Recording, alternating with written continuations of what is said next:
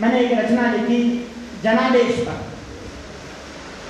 एक फोटो मैंने देखा जब संसद की सीढ़ियों को नमन करते मोदी जी का फोटो आपने अखबार में, मीडिया में, फेसबुक में, नेट पर आपने देखा होगा,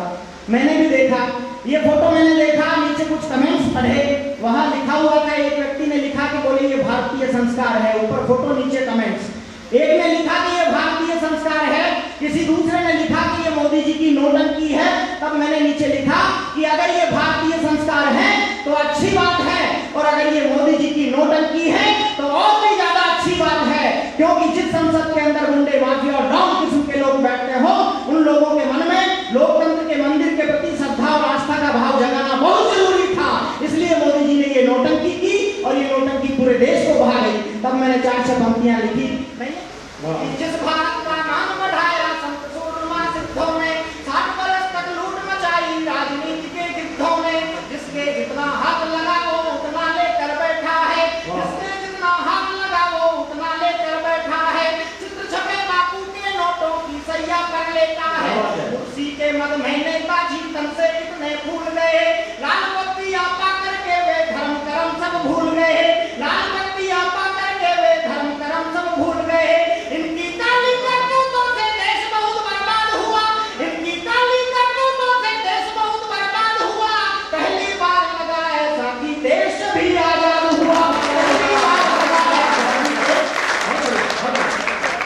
ऐसा पहली बार लगा कि देश भी आजाद हुआ। जनादेश ने तय कर डाला अगला पीएम मोदी है, पीएम की कुर्सी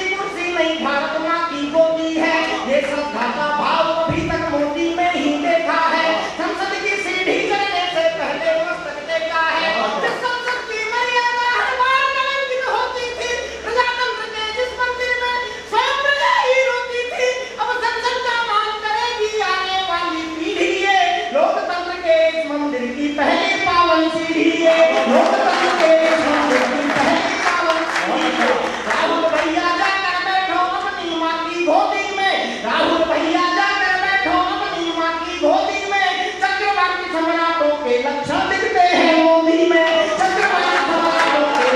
बहुत सारा अपने देश में। मेरी पीड़ा ये नहीं है, मेरी पीड़ा तो ये है कि मैं ताली बजाने के लिए 100 आदमियों को पैसा दे करके आया था, उसमें से 10 का ही पता चला, 90 का तो पता ही नहीं चला।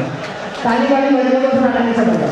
और अगली पंक्ति पर तो मैं कहता हूँ आप रोकना या तो खामोशी के साथ सुनना। अगली पंक्ति कहता हूँ, पूरे देश में बहुत शोर मचाया गया कि चाय बेचने वाला कहीं आपको लगे कि अगली पंक्ति में मैंने बिल्कुल ठीक जवाब दिया हूँ तो आप सबके हाथ उठे। मैं क्या कह रहा हूँ, ये राहुल भैया जाकर बैठो अपनी माँ की गोदी में, चक्रवर्ती सम्राटों के लक्षण दिखते हैं मोदी में, जैसे चित्रकार को कल्पित चित्र खींचना आता है, जैसे चित्रकार को कल्पित चित्र खींचना आता है, चाय बेचने वाले को हर माल बेचना आता है, चाय बेचने वाले को हर माल बेचना आता है।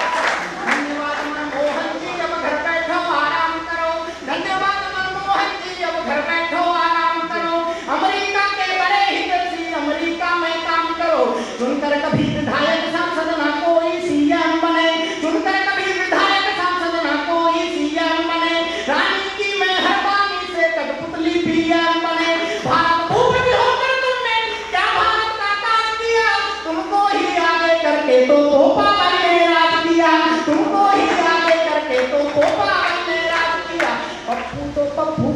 का चप्पू भी उलझता था, फिर पप्पू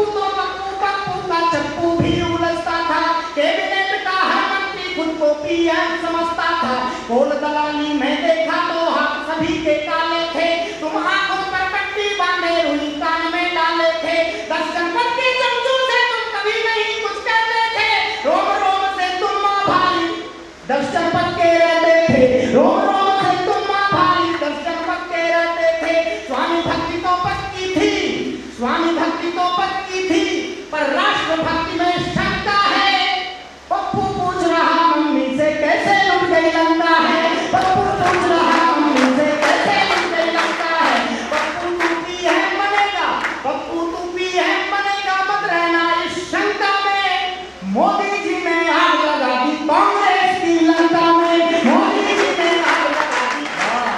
लेकिन देश का प्रधानमंत्री बनने के लिए पहली शर्त क्या होती है, एक पंक्ति में कहता हूँ पप्पू सुन,